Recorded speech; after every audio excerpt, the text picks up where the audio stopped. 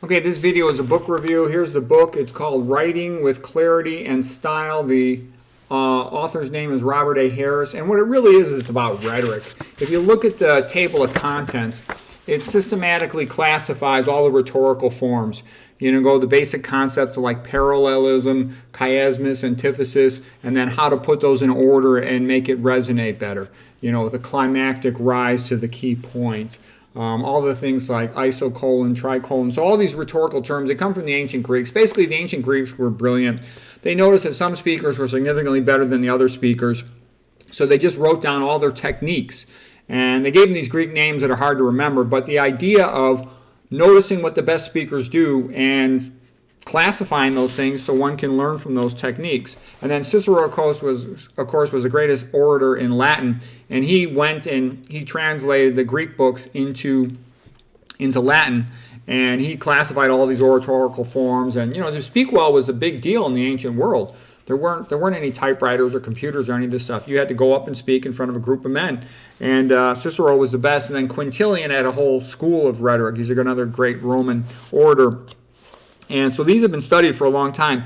And it's another thing too, like I said, if you study grammar, you never learn how to write well, you never learn a second language. But if you want to communicate effectively in the English language, it really benefits you to study rhetoric, because you then get an example of each form of it. And they're basically like templates. They've been called impact boosters.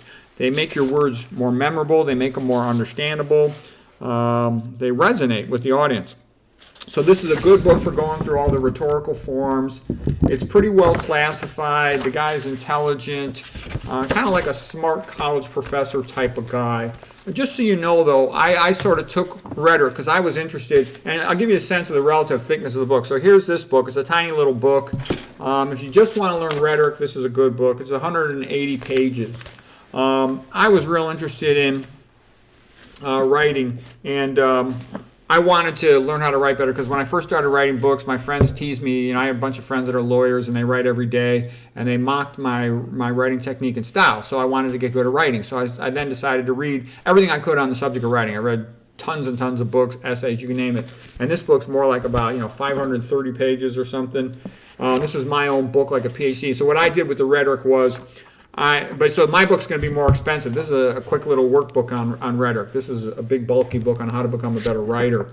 I renamed all the rhetorical forms, gave them English-sounding names, and then I went and I searched out good examples that are memorable quotes that use a rhetorical form. So I think that would be more memorable. So if you just want rhetoric, go with this, and that's all you need to learn rhetoric. But if you want to learn how to write more sophisticated and a more detailed analysis of rhetorical forms, it'll be in that book. So anyways, hope that's helpful.